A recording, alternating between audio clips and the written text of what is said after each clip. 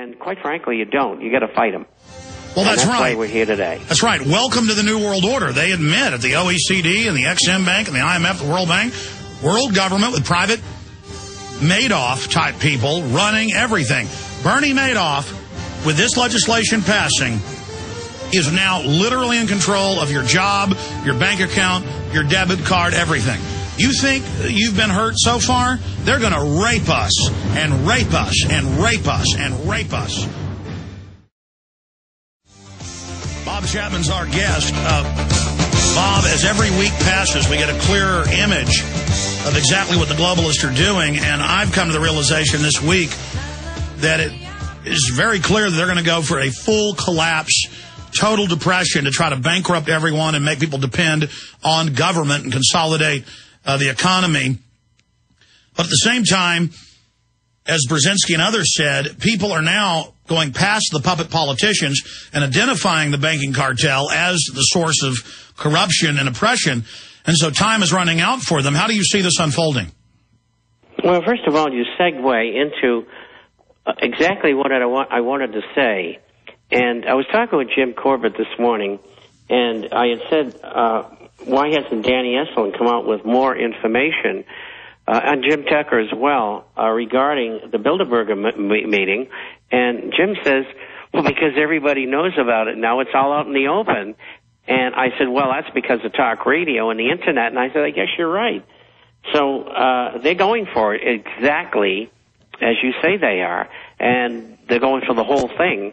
They want to take everything down so they can force us to accept their world government.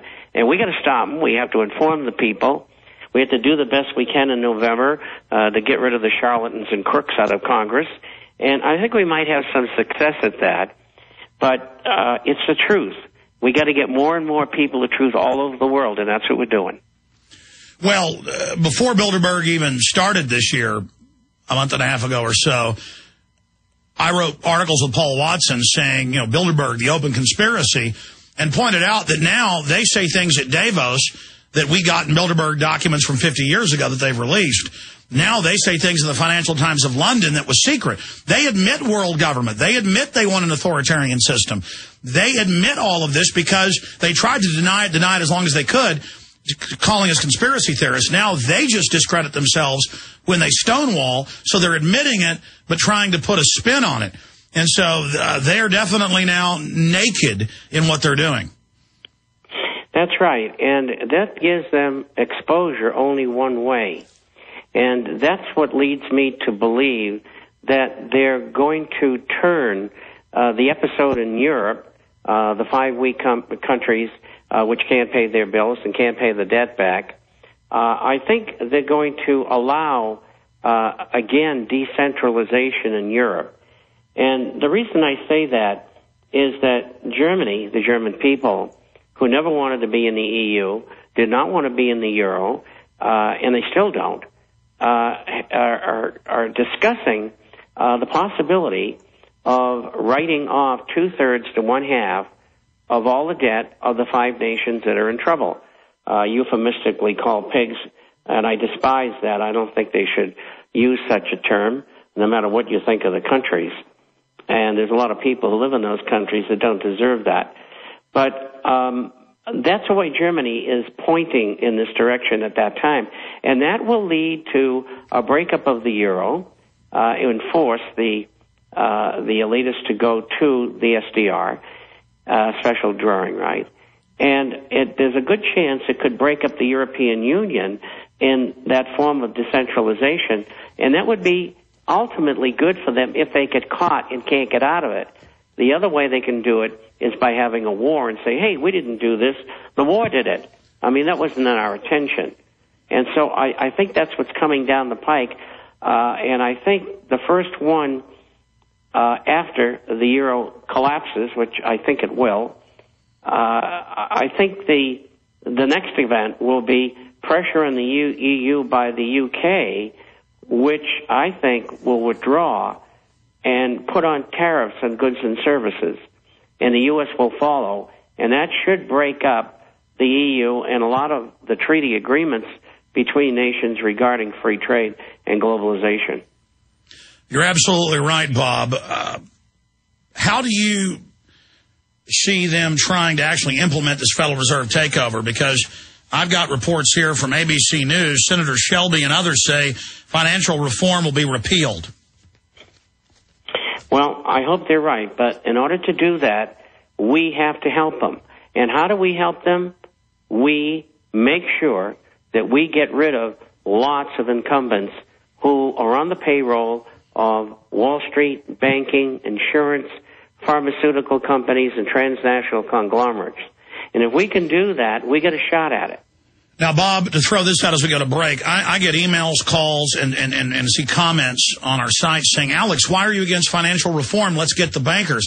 The bankers run the Congress. This is giving them more power. This financial reform is like saying, oh, a demon possessed somebody, so let's possess them with Satan. I mean, it's so elementary. And you're right. And people just don't understand. Even people who have business degrees and even masters in business, they don't know what we're talking about. They will if we talk about it long enough and make them understand in simple terms. Yep, stay there, Bob. We're going to come right back with you and some phone calls. Stay with us, ladies and gentlemen. Okay, going back to Bob. Bob, I want to jam a few calls in while you're here because you can speak on any issue. You've been fighting the globalists for close to 50 years, an icon in the movement for liberty. But before we go to the calls, any other points you haven't added today that you think are important? No, I think we've covered some of the highlights, things that are in the news, things that are coming. No, we got it good. Let's bring on the callers. They're our bread and butter. All right, Kyle in Missouri, you're on the air. Go ahead. Hey, Alex, how you doing? Good, sir. I was just listening to your show this afternoon, and I noticed that you're asking everybody to do some searches on search engines and Facebook, Twitter, stuff like that. For those people who sit down at the computer 5 or 6 times a day just to check their stuff and then they get up and leave, they're probably not going to think about doing the search for you. There are, however, really, really simple to use add-ons for just about any browser out there that can automatically do searches for them or refresh current searches that they have. Yeah, like Google will ask you, hey, do you want us to give you updates on this term? Yeah, that and like extensions, like just for example, Google has one, and I use it for this exact purpose, called, Reload Every. No, that's Firefox. Firefox has one called Reload Every, and it can set up a refresh for you randomly or every 1 second or 10 seconds or 10 minutes or however often you want it to search for you. And I've read about this, that the mainstream media has these to push Lindsay Lohan and stuff. The media is already doing this themselves. Correct. So this is a tool that info warriors and patriots who just leave their computers on, that they can install on their browsers that will help. Do me a favor, send me a list of those, and I'm going to send it to Watson and ask him to do a blurb, or I'll have Matt Ryan do it. Aaron's busy with filmmaking with me today. But we need to get that done and have an article about this and have the add-ons there so people know what's going on. Bob, what's your take on this? I think it's a great idea. And as you say, others are doing it, so why shouldn't we do it? So let's do it. And let's put that particular DVD right in the front of people so they can see what's really going on. The Obama deception. Kyle, God bless you. Tom in Texas, you're on the air.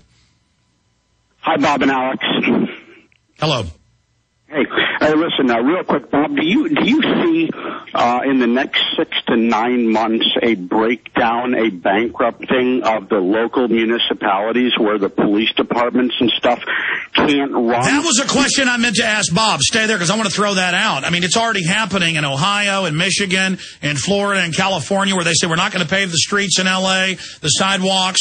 We're going to lay off a bunch of cops. They won't respond to burglary and robbery. I mean, this is really happening. So I don't see it happening. It's already happening. And Gerald Salente's prediction of total collapse by December, unfortunately, looks like it may happen. Bob Chapman. Possible. I don't think it's probable. And one of the reasons why is people are going to have to be pushed to the very edge because people are not lawbreakers in America. Yes, we have criminals, but every society has criminals. But it's almost like these police chiefs saying we're not going to stop crime. They're trying to encourage a collapse. No, I just think they want to keep their jobs and they want to do a good job, generally speaking. and it's great disappointment, and I can understand that. And I think they should think in terms of, well, it's not going to be forever either. I mean, if the states or the cities